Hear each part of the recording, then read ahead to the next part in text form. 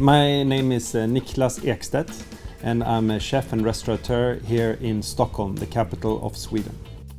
I run this small little restaurant in the very heart of Stockholm, and it's a 35-seated restaurant where we completely dedicate our time and our gastronomy towards the unique and original Nordic cooking techniques.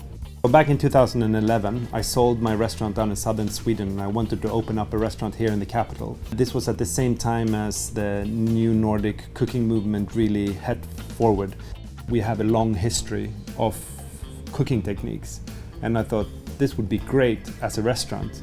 So instead of the new Nordic movement being product driven and being like a Scandinavian products, I thought of why won't my restaurant not be product, of course, being important, but the most important thing being the technique. Instead of doing the new Nordic cooking, I wanted to do old Nordic cooking techniques. We're a quite small team.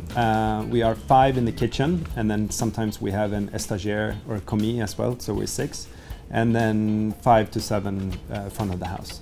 Success for me is just to continue doing what I really love, and that's serving a unique dining experience and being able to cook without any pressure from investors or guests. So just continuing cooking what we really love doing as a team.